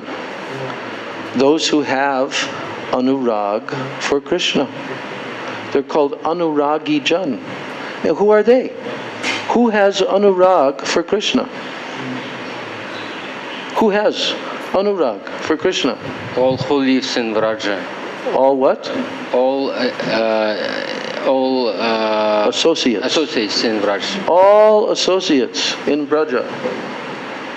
Do the trees have Anurag for Krishna in Braja? Yes.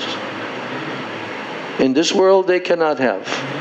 But in Goloka, the trees also have Anurag, spontaneous love for Krishna. Deep, deep attachment to Krishna. Do the cows have? Do the peacocks have? Does the clouds have? The Yamuna River? All have Anurag for Krishna, but especially the Gopas and Gopis, the cowherd people. They're his eternal associates.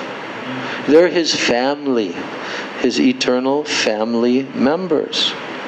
So Raga Nuga Bhakti means to follow both the Anuragi Jan and the Anugami Jan while living in Braj and performing this continuous Sukirtana of Tannama Rupi Charitadi Sukirtananu.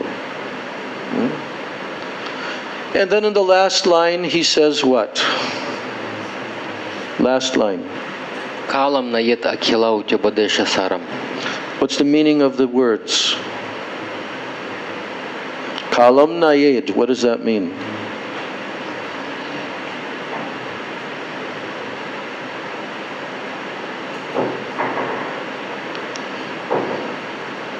What is the meaning of the word kala? Kala. Kala means time. Kala. So here he's saying, Akila Kalam, all of your time, Kalam Nayed, should be engaged. All of our time, 24 hours, should be engaged in this way. And then he finishes the verse with the statement, Iti Upadesha Saram. What does that mean? It is essential of all. Yes, Upadesha Sar. Sar means the essence. Essence. This is the essence of all instructions that are given in all Shastras, all instructions. Iti Upadesha Saram. This is the essence, this one verse. So our Gurudev used to tell this verse many, many times in his preaching. That this is the real practice of bhajan. When one follows the first 7 shlokas of Upadesha Amrita and becomes capable of doing Nam Samkirtan, then comes the 8th shloka. And performing this sadhan bhajan, 24 hours, this is the essence of all instructions. So Gurudev is quoting this verse.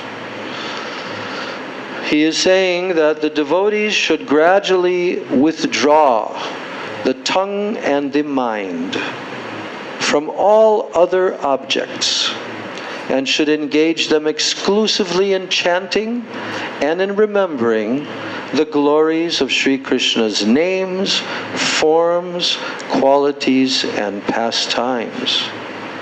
They should spend all of their time in this way, living in Sri Braj Mandala under the guidance of a spiritual master and Vaishnavas who are deeply attached to Sri Krishna.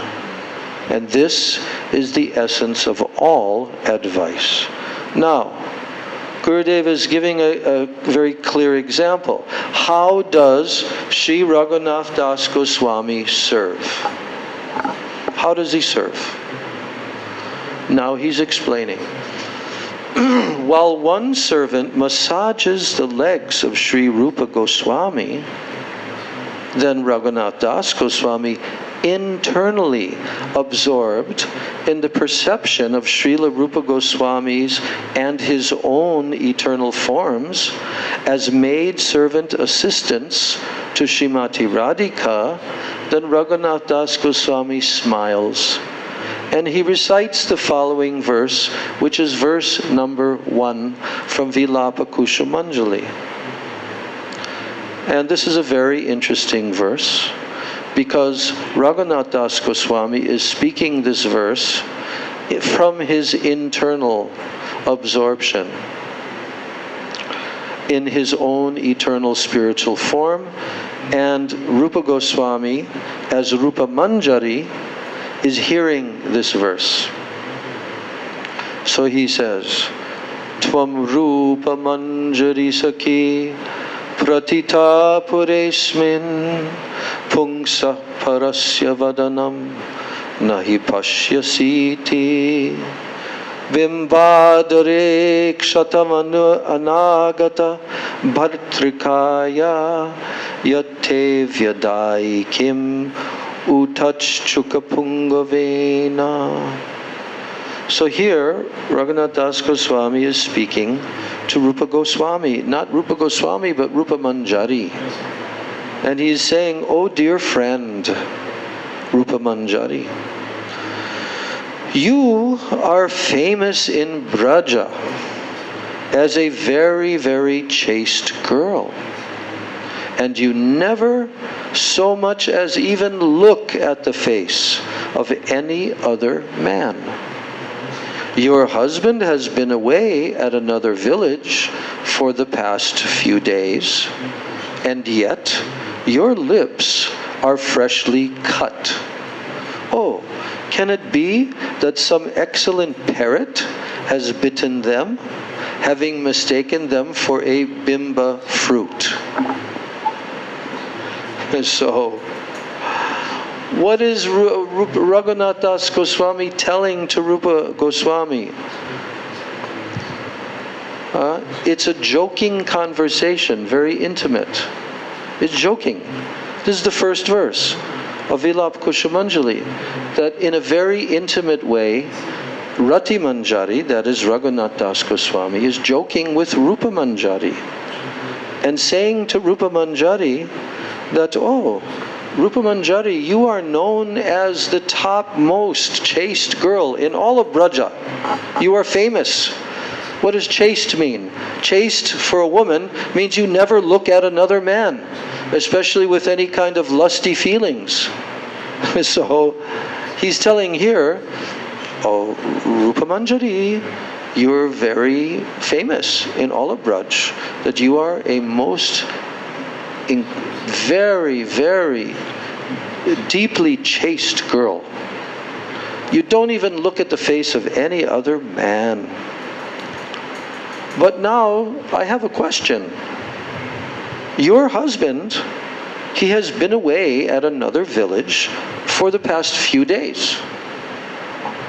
But yet, your lips are freshly cut. What does that mean? What does that mean? Your lips are freshly cut. What does that mean? That your lips are freshly cut. She's telling to Rupa Manjari, your husband's away, but we see that there's fresh cut on your lips. And then he makes a joke. She makes a joke. That, oh, who has cut your lips? Your husband is away. You know, in the affairs of marriage, husband and wife, they kiss each other on the lips.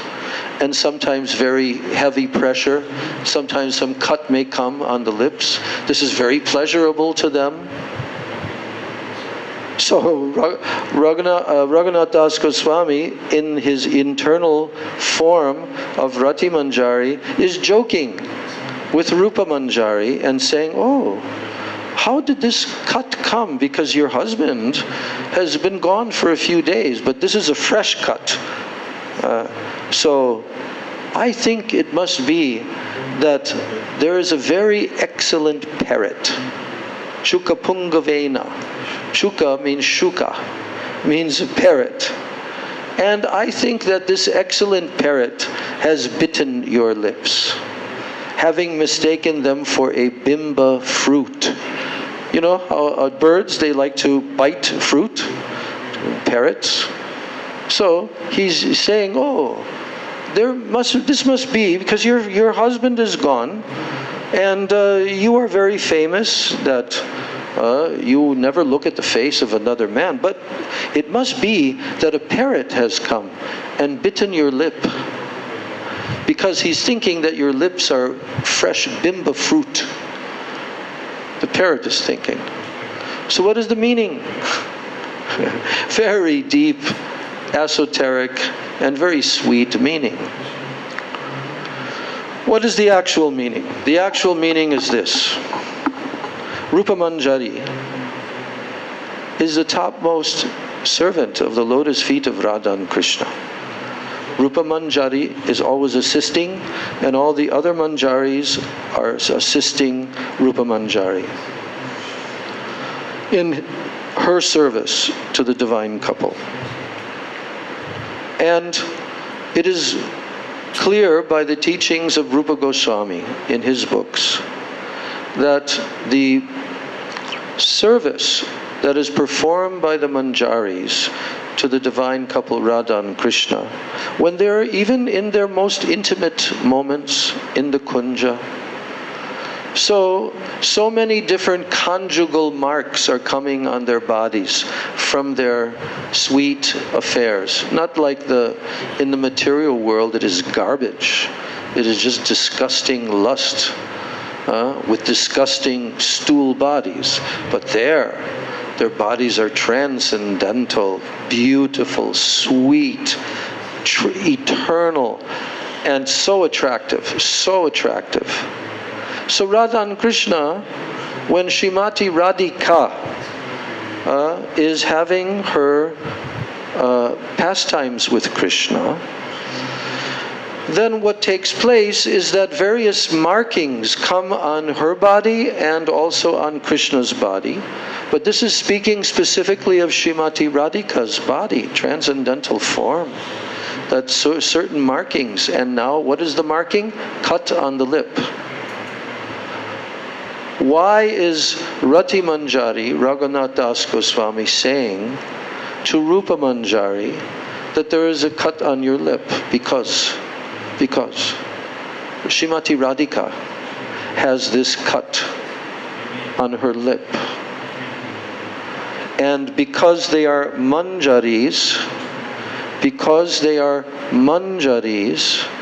by the intimacy of their service, those ecstatic markings and symptoms appear on the bodies of the manjaris. Do you understand? Do you understand? This is the deep meaning of this verse. But it is also revealing, and I'm speaking from having read Vilap Kushamanjali with the purports of Gurudev and also the purports of Srila Bhakti Rakshak Sridhar Maharaj and so forth. And this is showing the intimacy between Guru and disciple. In the transcendental abode, this is how intimate they are. That Rati Manjari is joking with Rupa Manjari. Oh, how has this cut come? Can this cut have come from the best of parrots? Who is the best of parrots? Chuka Pungavena, Krishna. Krishna is the best of parrots. He's being called a shuka, that he has cut, you see. What to say? This is what we want to become familiar with this. Otherwise, there's no question of doing Shuddha Bhakti. There's no question. Unless we become familiar with the writings of our Goswamis. So then, when Rupa Goswami hears this first verse of Raghunath Das Goswami, Rupa Goswami smiles. Rupa Goswami smiles. So we'll finish here that the Vilapa Kushamanjali, this is the very first sloka, and after this, in our next class, Gurudev will quote the second 72, verse number 72 from Vilapa Kushamanjali, where he's describing how Rupa Manjari is massaging and stroking the hair, her hair. Yes. Sri Krishna, they're both very fatigued in their amorous pastimes. And now Srimati Radhika is resting with her head in the lap of Sri Krishna. She's resting. And Krishna is gently stroking her hair. And Rupa Manjari is doing what? Gently massaging her legs and also fanning Srimati Radhika, massaging her legs. And Rati Manjari, Raghunath Das Goswami, Rati Manjari is watching this with very greedy eyes. Yes. And also praying. As Rati Manjari, praying to obtain the remnants of Rupa Manjari's service. So we'll read that and continue with Srila Gurudev's beautiful Anuvritti commentary on the first sloka of Sri Manah-siksa in our next class. Jai Shri Manah-siksa ki Jai, Srila Raghunath Das Goswami Pada ki Jai, Shri Shri Radha Govinda ki Jai, Shri Gauranga Mahaprabhu ki Jai, Ananta Koti Vaishnava Vrinda ki Jai, Samagata Gaur Bhakta Vrinda ki Jai, Nitai Gaur Prem Anande. Everyone say Hari Hari Bol when I say Nitai Gaur Premanande. Nitai Gaur Premanande.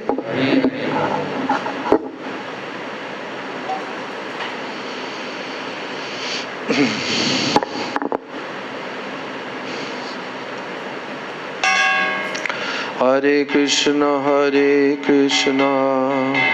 Krishna Krishna, Hare Hare, Hare Rama, Rama Rama, Hare Hare.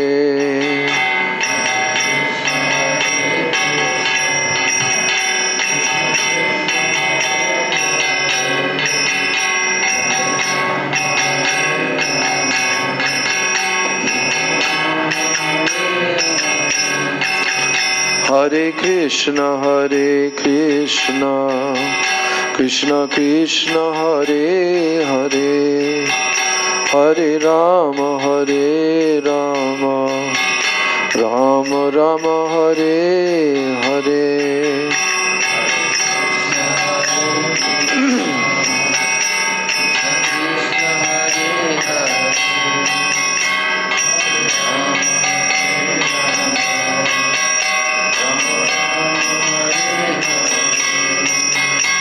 Hare Krishna, Krishna Krishna, Hare Hare, Hare Rama, Rama Rama, Hare Hare.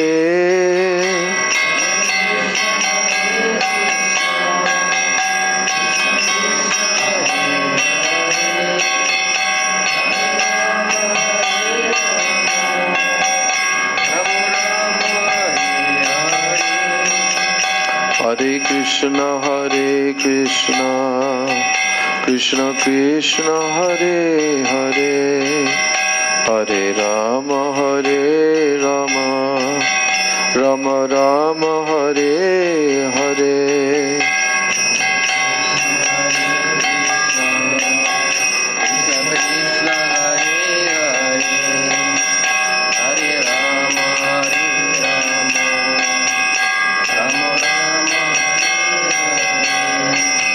Jaya Radhe Jaya Krishna Jaya Radhe Jaya Krishna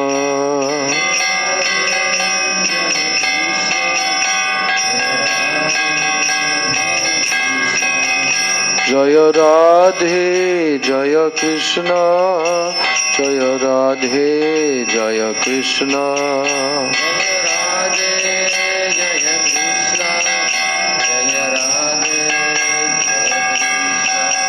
Jaya Sachinandan Jaya Gaura Hari Sachinandan Jaya Gaura Hari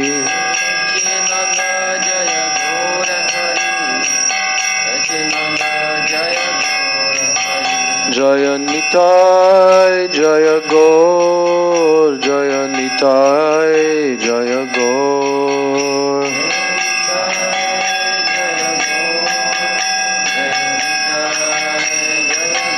Nitai Gaura Haribo Haribo Haribo Haribo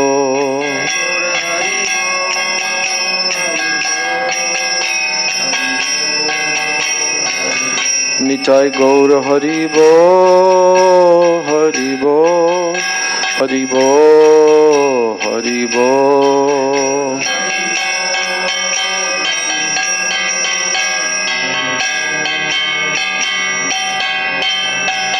Jai Shri Shri Nitai Gaur Premanande Hari Hari Bo Vrindai Tulsidebai Priyai Keshavasya Cha Krishna Bhakti Prade Devi Satchavachai Namo Nama Vansha Kalpatarubhyascha Kripa Sindhubhya Eva Cha Patitanam Bhavanebhyo Vaishnavebhyo Namo Namaha. All glory to the assembled devotees. Hare Krishna.